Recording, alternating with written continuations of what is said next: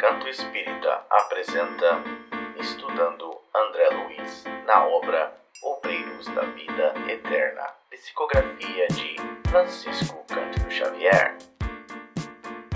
Olá, boa tarde, boa noite a todos que nos assistem. Sejam bem-vindos a mais um estudo das obras de André Luiz, Obreiros da Vida Eterna. Nós que continuamos estudando o capítulo 15. E como sempre fazemos antes de começar, dar início a esse estudo, gostaria de pedir a Alex que faça a oração de abertura. Obrigado, Alex. Divino Mestre Jesus, com muita alegria e gratidão no coração que estamos mais uma vez aqui reunidos, na tentativa de aprender os teus ensinamentos através das escritas deixadas pelo nosso irmão André Luiz, a quem também devotamos a nossa gratidão. E assim, Jesus, pedimos a Ti que abençoe o nosso estudo, ilumina nossas consciências, nossas mentes, para que possamos entender, absorver e reter conosco esses estudos, o que vamos aprender, os ensinamentos, e assim aplicarmos em nossas vidas diárias, nas situações que possam vir, e nós possamos nos lembrar do que aprendemos hoje. Não nos deixe nos distanciarmos desses ensinamentos, Jesus. Dai-nos força para perseverar no bem e trabalhando na Tua seara, aprendendo. Abençoa os nossos irmãos que não podem estar conosco essa noite por qualquer motivo. Cada um receba a Tua luz, o Teu amor e a Tua paz, onde quer que estejam. E assim, unidos num só propósito, nessa atmosfera de paz, pedimos a Ti, aos nossos benfeitores espirituais, que gentilmente nos assistem, permissão para iniciarmos o estudo de hoje sob a Tua guia e a Tua direção. Que assim seja. Amém. Que assim seja. Muito obrigado, Alex. Vamos então compartilhar o resumo da semana passada. Então eu vou ler rapidamente. Então, como vocês se lembram, nós paramos no capítulo 15, aprendendo sempre, e isso é o que nós vimos até agora. Inicia-se os últimos procedimentos fúnebres de Dimas, mas não sem antes uma prece sentida por um irmão encarnado, intuído por Jerônimo, que muito ajudou a acalmar a perturbação mental de Dimas. Seguindo o cortejo, iam por volta de 20 desencarnados, incluindo Dimas, que era sustentado e aconselhado por sua mãe.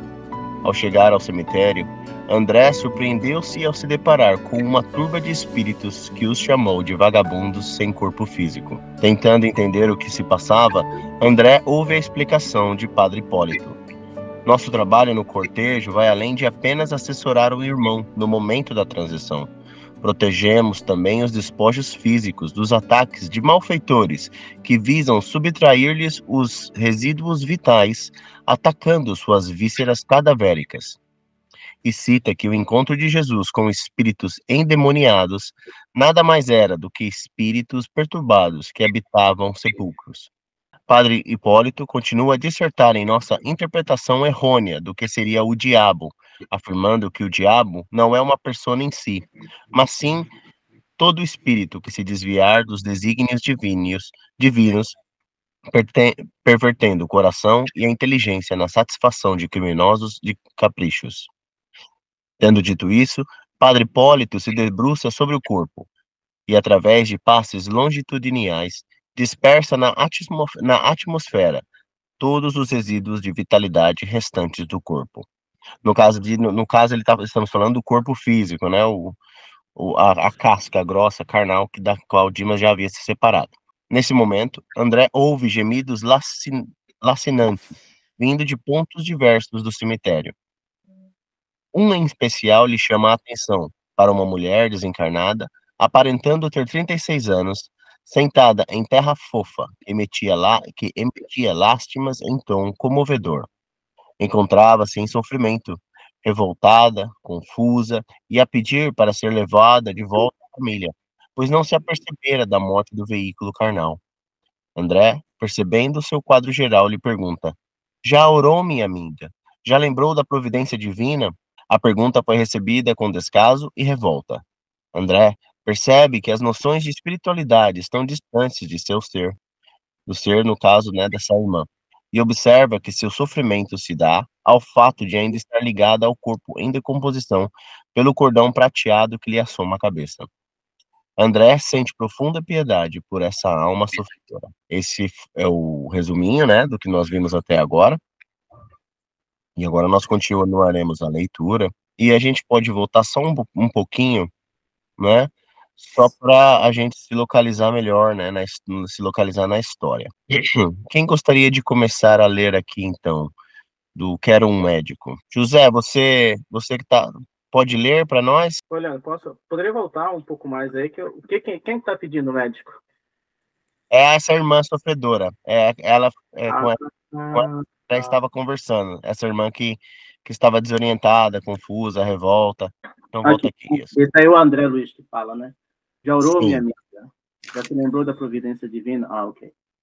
Aí ela responde: quero um médico, depressa, sou o padre, bradou irritadiça. Não posso morrer, despertem-me, despertem-me. André fala: Jesus é nosso médico infalível.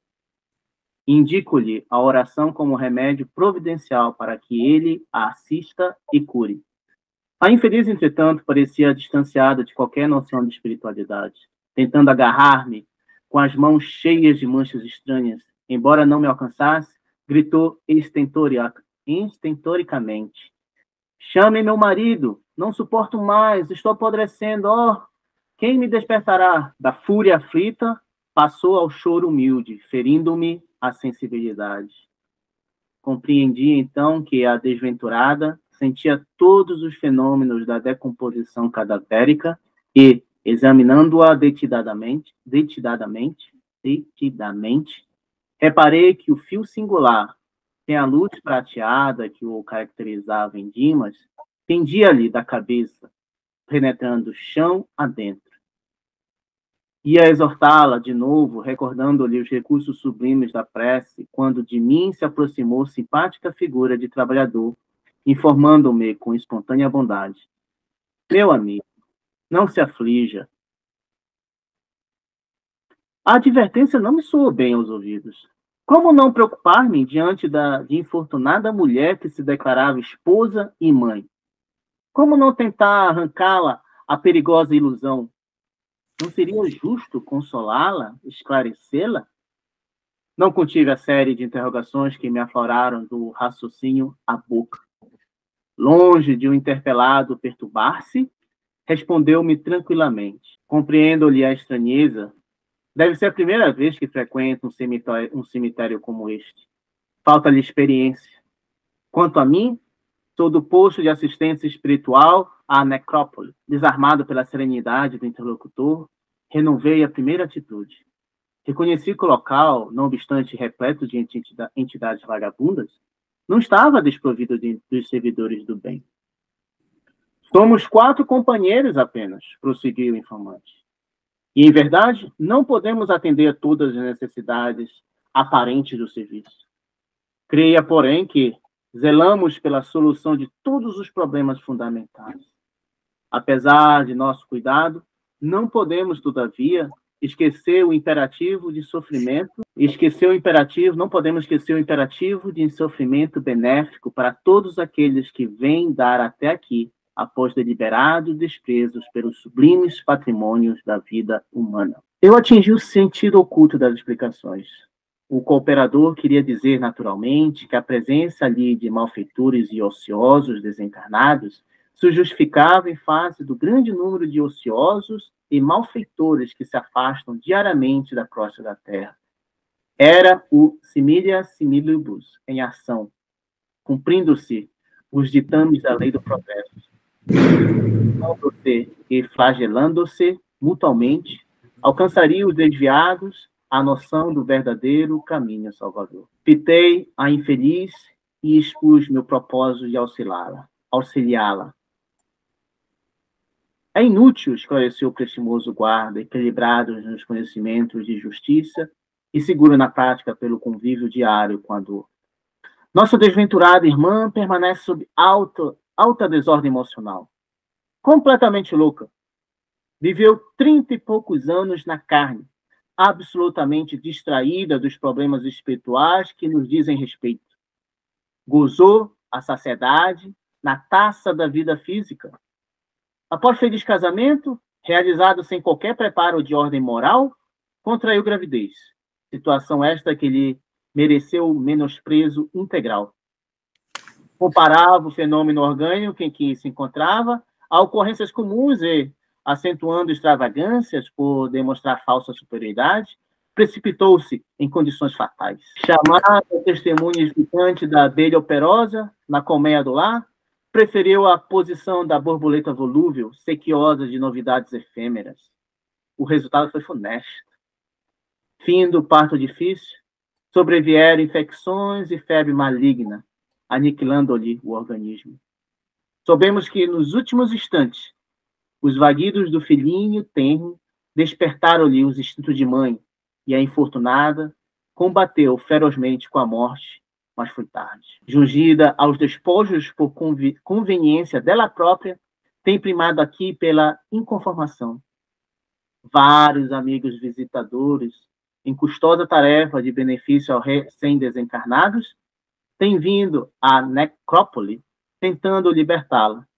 A pobrezinha, porém, após atravessar existências de sólido materialismo, não sabe assumir a menor atitude favorável ao estado receptivo do auxílio superior. Exige que o cadáver se reavive e supõe-se em atroz pesadelo quando nada mais faz senão agravar a desesperação. Os benfeitores, desse modo, inclinam-se à espera da manifestação de melhores íntimas, porque seria perigoso forçar a libertação, pela probabilidade de entregar-se a infeliz aos malfeitores desencarnados. Vamos dar uma paradinha aqui só para a gente comentar um pouquinho até agora o que a gente leu. Então, a gente está se inteirando, né, um pouco mais da situação dessa irmã, na qual André Luiz se deparou no cemitério, né, e esse é apenas um caso dentro de muitos outros, né, que ele descreve antes de chegar nessa parte, dizendo de espíritos que ele via no cemitério, né? Então imagina o sofrimento dessas pessoas, né? Uns estão em negação, outros estão sabendo como estão, mas ainda estão apregados à carne, vamos assim dizer, em busca dos resquícios de fluidos vitais, né, que porventura acompanham os certos corpos, né, que estão ali a serem enterrados, numa verdadeira atitude vampirística, né, vamos assim dizer, né, de sugar, né, energia. Mas pronto, essa irmã não é esse o caso, ela, como nós lemos, ela está completamente desvairada e fora de si, né? Porque enquanto esteve vida, qual que era o seu foco? Vivia apenas vamos dizer, talvez na luxúria, não se importou, vivendo apenas para os prazeres da carne, vamos assim dizer, né? E pouco se importou, pouco deu atenção às necessidades do espírito, né? Então, e quando veio o compromisso da maternidade, né, através da gravidez, mesmo assim ela ainda pouco se importou com esse chamado, né, que é tão, vamos assim dizer, tão santificante, né? Acho que é um privilégio para qualquer mulher né, que possa e que tenha o desejo de ser mãe, de o poder fazê-lo, né? Claro que muitas têm a vontade de ser mãe e não podem por outros motivos, né? E que não vem aqui ao caso, mas ela, como podemos ver, ela, sinceramente, ela mesmo ainda assim, nessa condição né, da gravidez, de estar ali dentro de si um feto, ela completamente deixou isso de lado e continuou vivendo a vida como se tivesse nada acontecendo, né?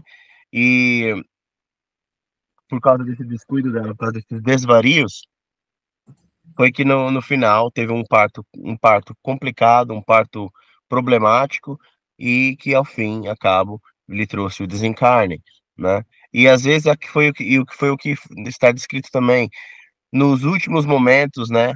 Quando ao ouvir o filhinho, talvez a chorar, ou até a ter o filhinho nos braços, foi quando os instintos maternos, né? Finalmente um, afloraram isso nela, né? Despertaram isso, obrigado, Alex. Mas aí já era tarde, né? Já era tarde. E muitas das vezes isso acontece conosco também, né? Quantas das vezes a gente não se arrepende de ter feito alguma coisa porque aprendemos, né, a lição, mas já era tarde, né? Graças a Deus, né? Porque se estamos aqui é porque ainda não é porque aprendemos a lição e isso sobrevive e continuamos aqui, né, encarnados para contar a história. Mas no caso dessa irmã, o erro foi tão grave que acabou levando ao desencarne, né? Então isso acaba sendo também um alerta para nós todos, né? Para vermos realmente, para continuarmos, será que estamos, né, dando realmente a devida importância à minha existência, às coisas que eu tenho feito, né, à espiritualidade, né, a Deus, será que eu tenho, né, levado isso realmente com o respeito que necessita, com afinidade e com um afinco, né, também, né? Não é só a gente dizer que é espírita, e eu falo isso por mim, tá? Não tô falando de ninguém, não. Mas não é só a gente dizer que é espírita e sou espírita dentro do centro espírita, né? Do lado de fora do centro espírita eu faço tudo, tudo e mais um pouco. Então, essas, esses estudos me ajudam muito a refletir nisso. Peço desculpa se eu fui sair um pouco do tópico. Alex, você gostaria de dizer alguma coisa? O que a Ariane falou semana passada, né? Que é o quanto é importante durante a gravidez a mulher respeitar, né? O estado de gravidez, ter reverência por aquele momento, né? O que eu entendi é que ela, durante a gravidez, né, abusou bastante e não se respeitou, né?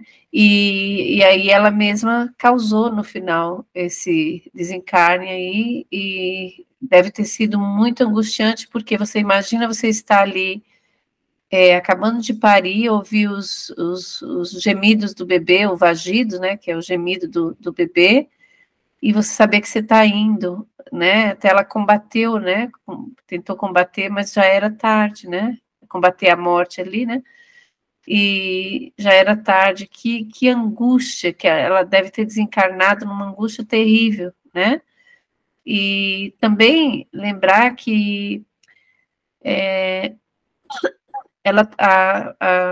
quem está do lado, né, dessa pessoa nesse estado de gravidez também tem que amparar, né, e respeitar o estado da pessoa, né, tentar não causar dor e sofrimento, né, porque às vezes o companheiro também não colabora, né, incita aquela desvario na pessoa e não respeita que a pessoa está numa outra condição fisicamente e ela também não tem apoio. Então, assim, pelo que tudo indica, foi tudo escolha dela, mas a gente tem que lembrar também que quem está do lado também pode ajudar nesse momento, né? A trazer a pessoa um pouco mais para si, para o chão e para a pessoa despertar, né?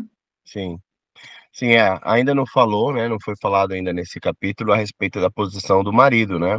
Sabe sim, sim, que se ela era casada, eu por acaso não li mais para frente do capítulo, então eu vou lendo com vocês, eu vou descobrindo com vocês. Mas a gente não sabe realmente qual foi o papel dele, né? Nisso tudo, porque afinal não era só ela, né? Também tinha, eles eram um casal. Mas vendo aqui pelo que eu tô vendo aqui, que fala do laço fluídico, né? Que liga ela ao corpo material, isso me fez lembrar da questão do suicídio involuntário, né? Por causa das atitudes dela, ou sim, suicídio inconsciente, né? Que pode ser muito bem o caso dela. Não é que ela buscava a morte, mas os abusos que ela teve, ela fez, né? Ela infligiu sobre ela mesma, a levaram à morte. Então acabou sendo, talvez, caindo na posição de suicida inconsciente. E porque ela extinguiu a própria vida antes da hora, É por isso que ela também ainda está ligada ao corpo, porque ela de certeza ainda deve ter muito fluido vital, né? Porque o fluido vital é tipo, eu vejo assim, o fluido vital é a bateria, né? É a bateria, é a carga de energia que todos nós temos, que vai nos movimentar, né? Ou movimentar esse corpo, né? Não nós espírito, mas nós enquanto espíritos encarnados. É a energia que vai movimentar esse corpo enquanto estamos aqui na Terra, né? Então, como ela ainda tem muita, talvez ainda tenha muita energia vital no corpo material, né? Então é por isso que esse laço ainda se faz ainda, talvez não tão forte, né? Porque o corpo já está a entrar em decomposição, mas ainda está ali, tanto é que diz, né? Então, mas acho que vai ser interessante se continuarmos a leitura agora para ver se realmente o André entra nesse aspecto. Você quer continuar para nós, José? Por favor? Indiquei, porém, o laço fluídico que a ligava ao inventório sepulto e observei. Vê-se, entretanto, que a mísera experimenta a desintegração do corpo grosseiro em terríveis tormentos, conservando a impressão de ligamento com a matéria putréfata.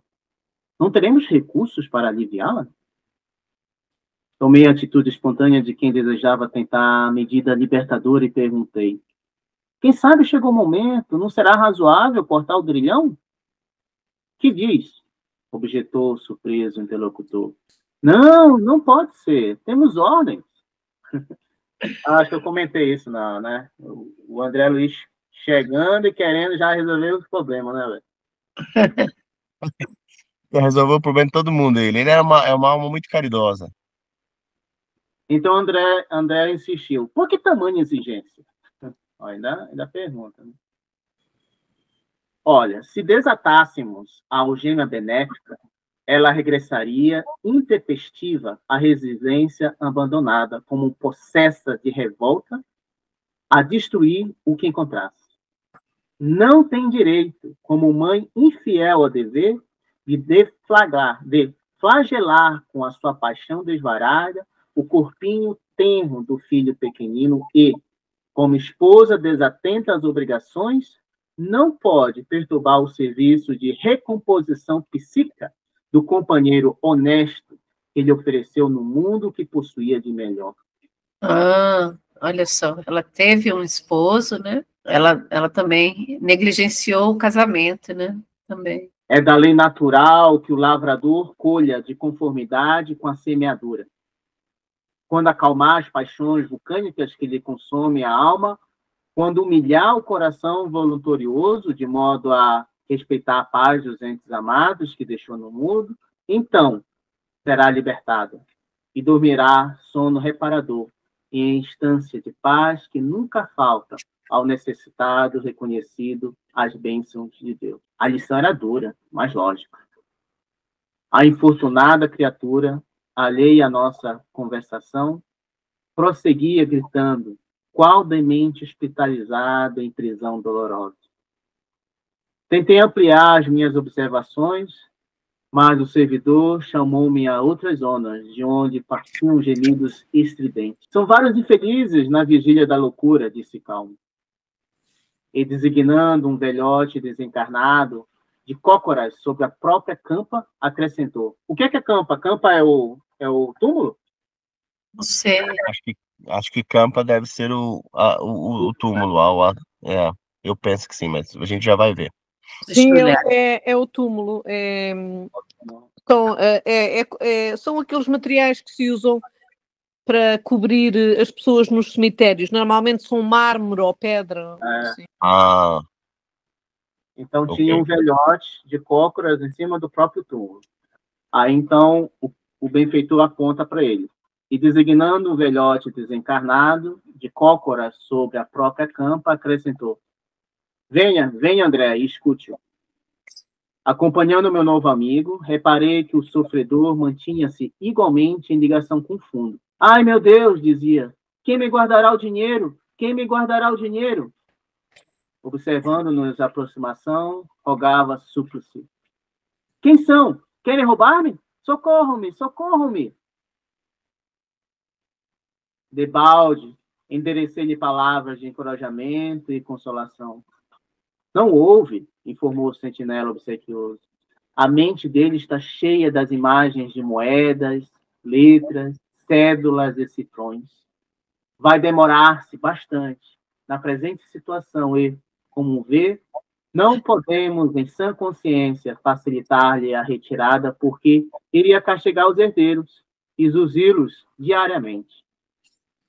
Porque não pode simular o espanto que me tomara o coração? O servidor otimista acentuou. Não há motivo, André, para tamanho assombro. Estamos diante de infelizes, as quais não falecem proteção e esperança. Porquanto, outros existem, tão acentuadamente curiosos e perversos que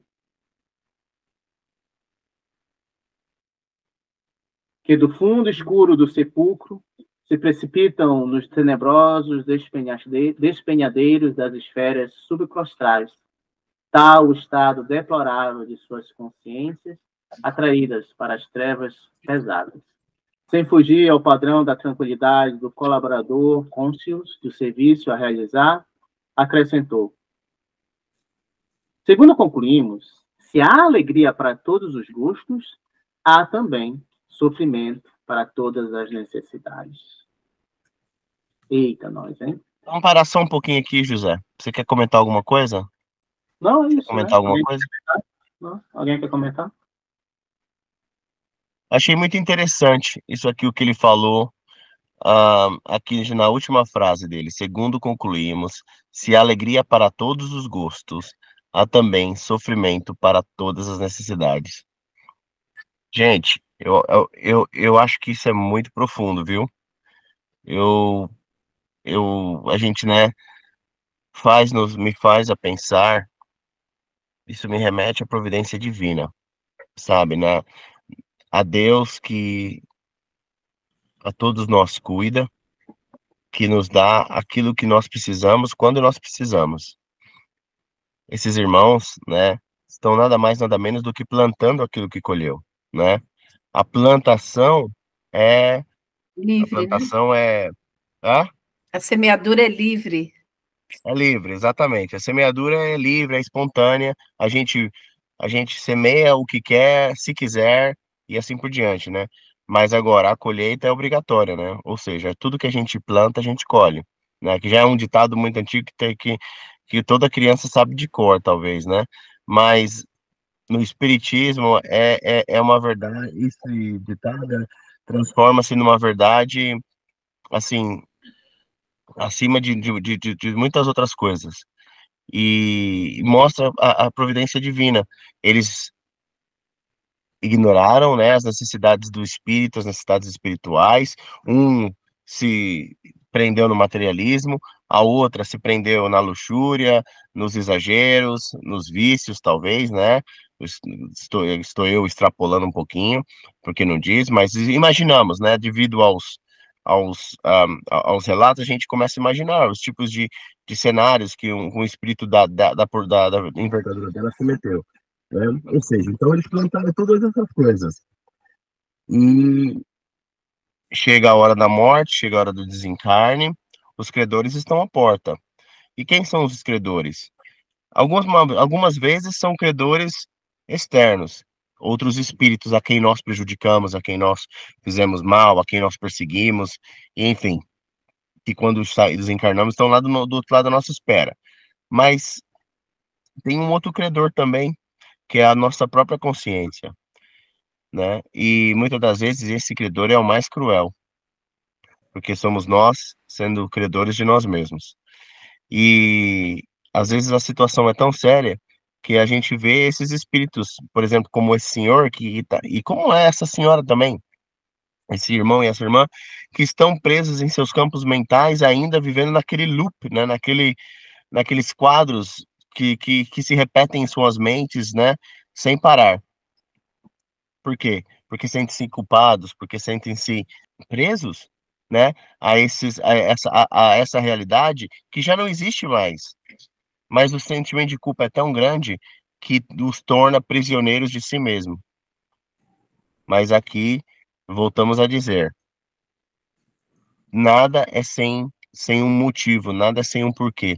Por que que eles são permitidos a ficarem nesses estados?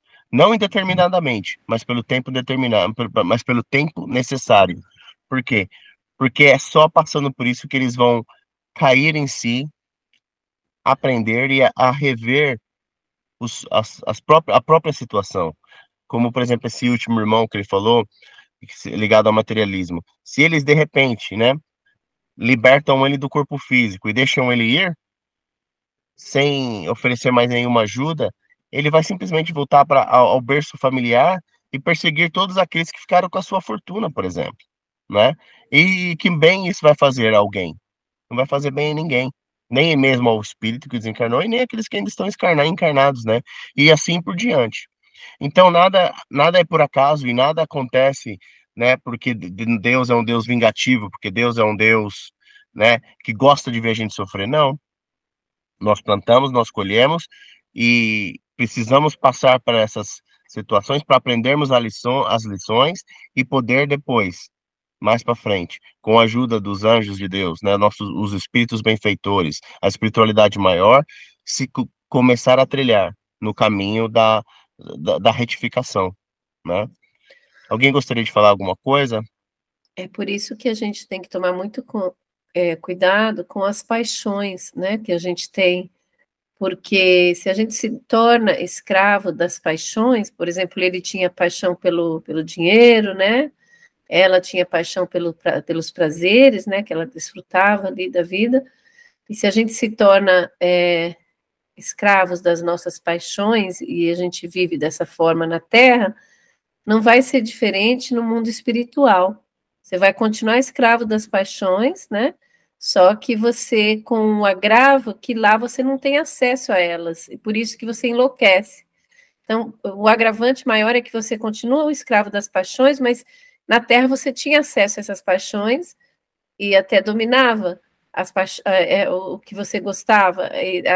No plano espiritual você não tem mais o acesso, e isso causa uma perturbação terrível e desespero, né, para o espírito que está ainda muito escravizado, né, ligado por aquelas paixões que ele não se desvinculou, não conseguiu, né, mesmo com o evento da desencarnação, ele não foi capaz de se desvincular nem um pouco.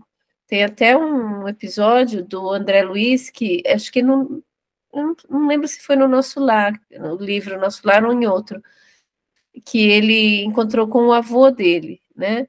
E ele ficou muito, muito tocado de ver o avô agarrava lodo, né? No chão, assim, se agarrava e pegava lodo e segurava bastante forte com as mãos e não queria perder aquele lodo.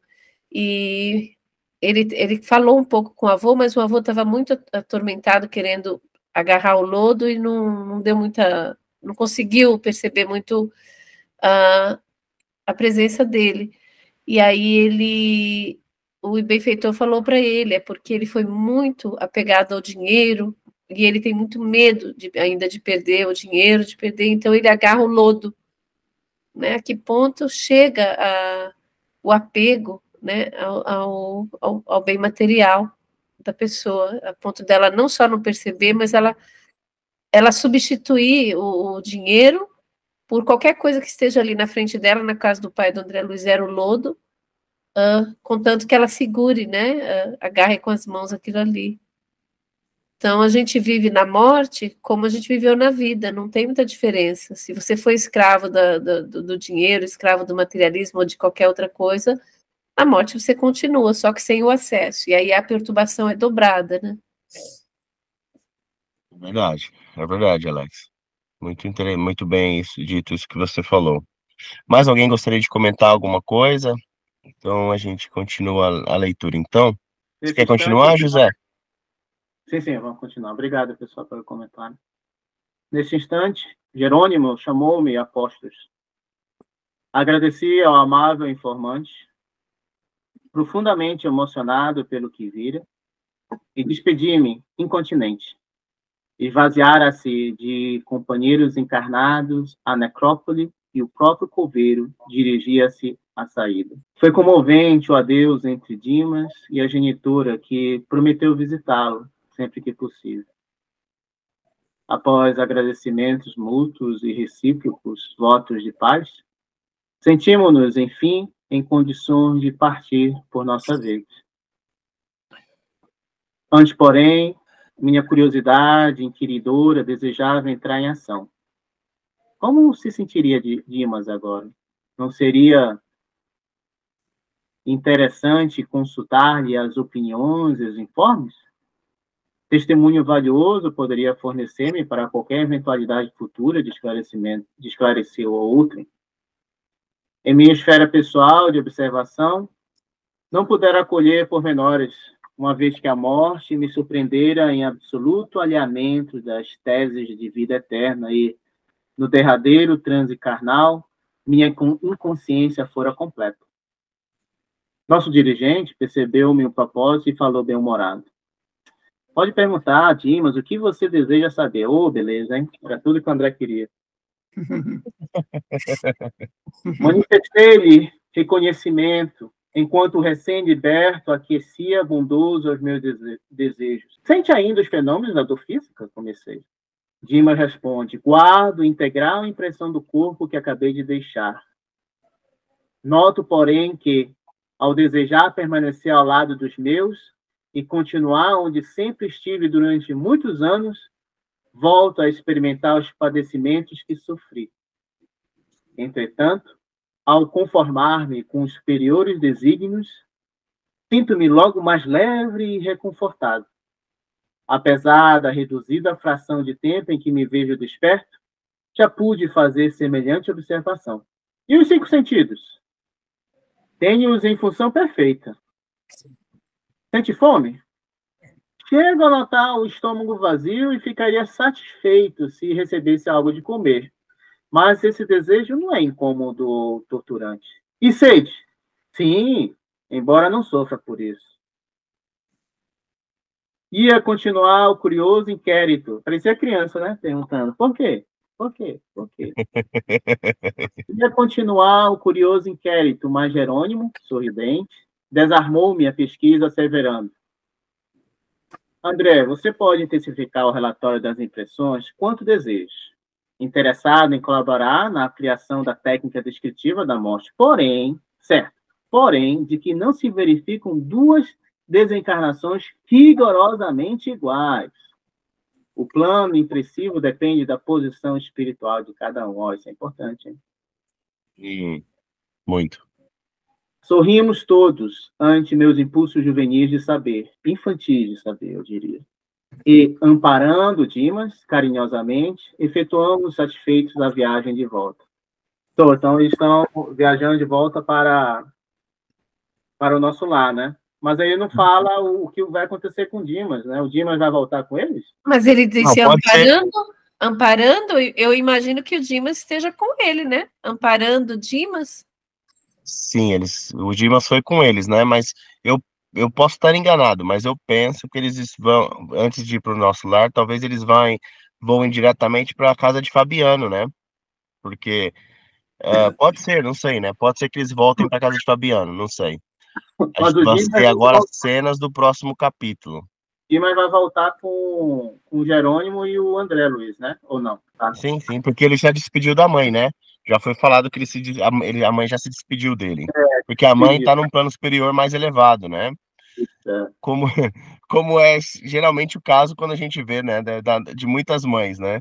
Geralmente a mulher está num plano superior, superior assim, muito acima. Eu mesmo já falei para a Thaís, né? Minha esposa, eu já falei para ela que quando eu desencarnar, eu vou pra colônia espiritual, chama Nosso Recanto, e a Thaís vai lá pro nosso lar, né? Porque o nosso recanto é onde o pessoal daqui dá mais baixo, entendeu? Mas é engraçado. Agora vamos comentar aqui, vou só fazer eu parar aqui de compartilhar, porque a gente já não vai dar mais para continuar a leitura, porque também até já acabou esse capítulo, né? Mas voltando aqui no que pegou aqui, eu achei muito interessante a questão do... Bom, nós só podemos agradecer a André Luiz, né, por essa sua curiosidade científica e espiritual, né? Porque é através dele, dessa curiosidade, da vontade dele de aprender, né? De que nós chegamos aonde nós estamos com esses livros e já temos aprendido tanta coisa, né? A gente para pensar, desde nosso lar até aqui, nós já lemos e aprendemos tantas coisas, né? E quando a gente chegar lá no último livro, depois temos que voltar para o começo de novo, porque de certeza vamos continuar aprendendo muita coisa. É interessante isso que Jerônimo falou, de que André queria, né, assim, uma descrição exata, né, das coisas. Não, então, mas sente fome, sente calor, sente frio, sente sede, sente isso, sente aquilo. E, e Jerônimo foi logo dizer, olha, muito interessante você tá assim, né, querer realmente documentar essas coisas, mas não podemos esquecer que cada caso é um caso, né? Porque imagina, se a gente leva isso ao pé da letra e falar, ah, então todo mundo vai ser assim, vai desencarnar do mesmo jeito que Dimas desencarnou, né? Não, não é bem assim. Tem espíritos que estão mais à frente de nós, por exemplo, Chico Xavier. Chico Xavier de certeza desencarnou. Aliás, eu acho que Chico de Xavier, ele nem desencarnou, ele apenas levantou um dia sem o corpo físico, né? Porque de tão, talvez, assim, natural que tenha sido essa passagem, né? Dele, do plano físico para o plano é, espiritual. Digo eu, né? Isso sou eu fazendo as minhas assumindo, né? Minhas assumptions. Um, mas como Chico também, muitos outros, né? Então cada caso é um caso. Elia, pode falar. Sim, cada caso é um caso. Eu lembro-me de algumas leituras que fiz numa situação em que eu li qualquer coisa relacionado, até foi com o Chico, que ele tinha encontrado uma pessoa muito pobre com um ar desleixado, andrajoso mesmo, e deixou o grupinho com quem estava a andar e foi ter com essa pessoa e as pessoas ficaram assim muito interessadas. Então porquê é que ele se desviou e porquê é que foi assim especialmente a cumprimentar e falar com aquela pessoa? E ele disse que aquela pessoa tinha uma luz extraordinária, que estava ali só a passar esta encarnação para limar um conjunto de coisas, mas que espiritualmente era uma pessoa extremamente evoluída.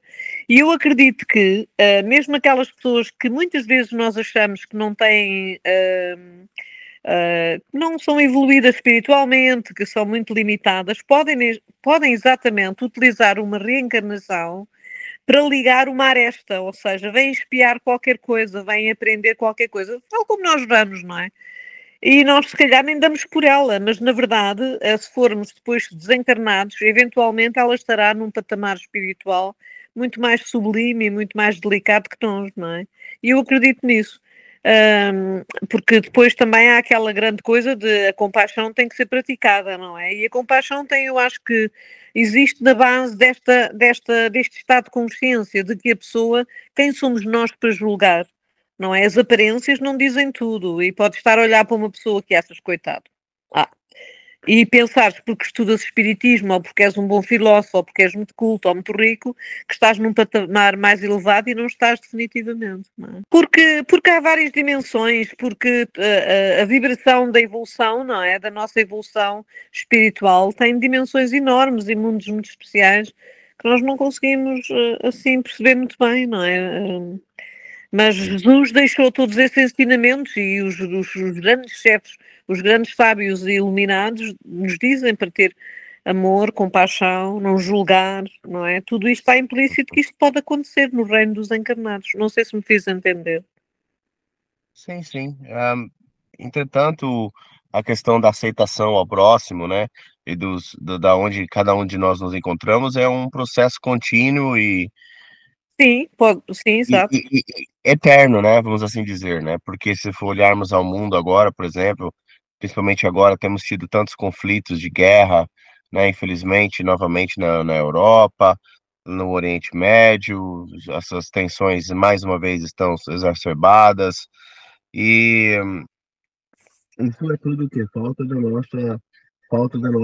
nossa compreensão, da nossa aceitação ao próximo, de como ele é ou ela é, e tentar entender e achar, né, o meio termo, né? E entendermos também que nada do que fazemos aqui nessa terra, como já falamos antes, né, tudo aquilo que plantamos, nós iremos colher. Se nós plantamos sofrimento, né? O que que acha que nós vamos plantar recolher quando chegarmos lá do outro lado, né? É, então, infelizmente, é uma pena que muitos dos nossos governantes, né, de países, enfim, pessoas de estatura, primeiros ministros, presidentes e afins, não tenham uma visão espiritual, né, não só da vida, mas também da sua responsabilidade em relação ao próximo, né, porque uma vez que você é lhe dada uma alcunha, uma posição de, vamos assim dizer, de comando, como um primeiro-ministro, um presidente, né, de qualquer pessoa que está à frente de outra, né, há uma responsabilidade, há um trabalho a ser feito, né, e o trabalho que deveria ser feito é em prol do próximo. É uma pena que, infelizmente, devido às nossas imperfeições, às nossas paixões, às luxúrias e tudo mais, aquelas imperfeições, né, que nós trazemos conosco, né, ainda de outras vidas passadas, infelizmente, quando chegamos nesses cargos elevados, infelizmente, muitas das vezes essas nossas imperfeições acabam falando mais alto do que as nossas próprias virtudes e nos arrastam novamente, né? O lamaçal dos erros que já cometemos em outras vidas passadas. E voltamos novamente para esta cadeira. Voltamos novamente, né? Uma vez que desencarnados dessa existência, né? Carnal, voltamos para o plano espiritual e nos deparamos e colhemos tudo aquilo de mal que nós plantamos, né? Mas foi como dissemos antes também, a misericórdia divina está sempre presente, nunca nos desampara, e assim como tem as virtudes, né, a felicidade também, infelizmente, o sofrimento também nos é dado para o nosso próprio melhoramento, né? Como nós lemos nesse capítulo que acabamos de terminar. Mais alguém gostaria? Você está no mute, Alex. Eu acho que foi só um barulho de background que a Elia teve. Ah, ok. Tudo bem, então. Então, vamos encerrar o estudo. Acho que já não há muito mais tempo também. Vamos encerrar por aqui. Eu vou fazer a oração de encerramento. Então, aqueles que puderem, tiverem a condição, vou pedir para que feche seus olhos. Ou se quiser, continuar com ele aberto. Mentalize apenas na figura de Jesus, nosso querido mestre, que tanto nos ensinou há mais de 2000 anos atrás. E que possamos externizar, direcionar a ele o nosso agradecimento, o nosso amor e a nossa gratidão por tudo aquilo que nós temos visto, aprendido através do Espiritismo, que nada mais é do que parte também do seu trabalho,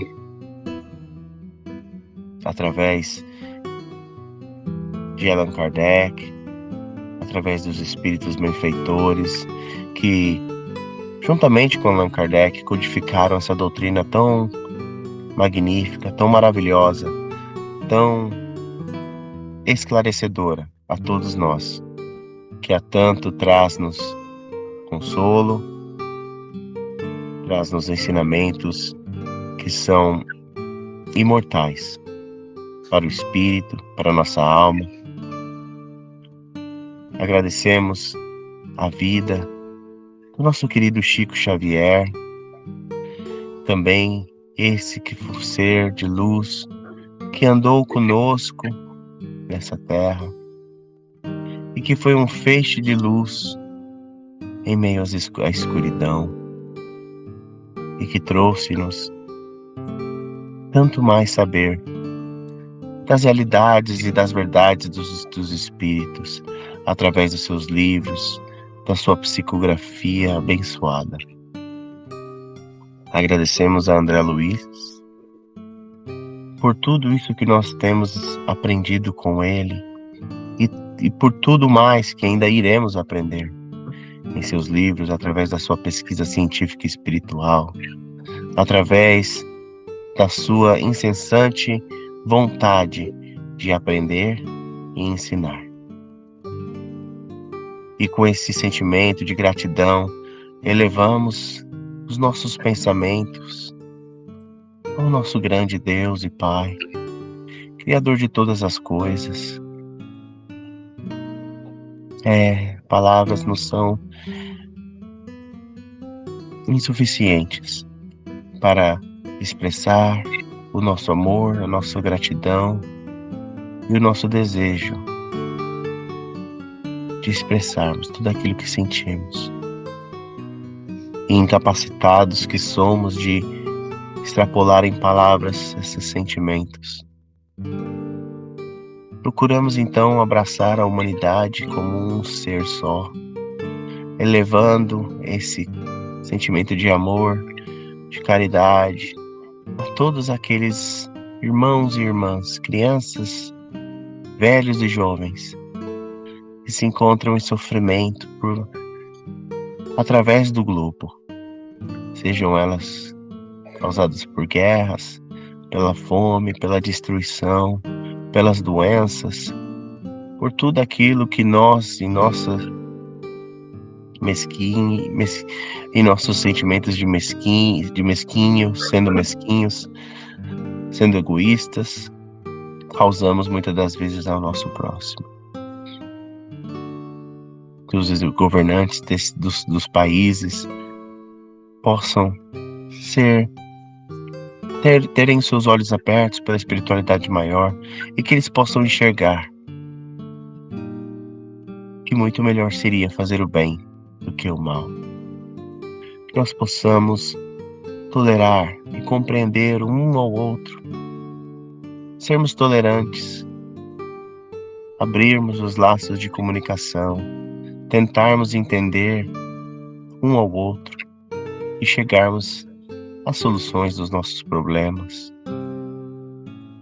E que possamos assim, lado a lado, andarmos cada vez mais em direção ao mundo de regeneração, onde a paz e o amor irá reinar ainda maior do que encontramos agora.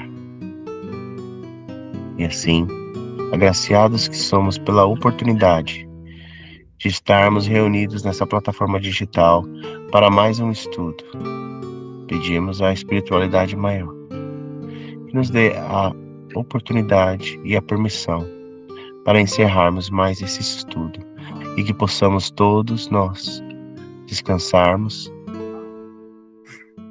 durante a noite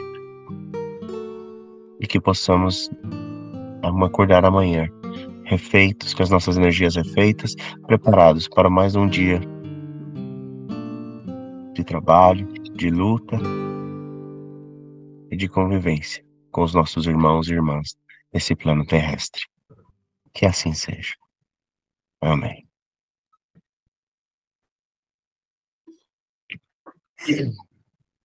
Obrigado, pessoal. Obrigada. Boa noite a todos.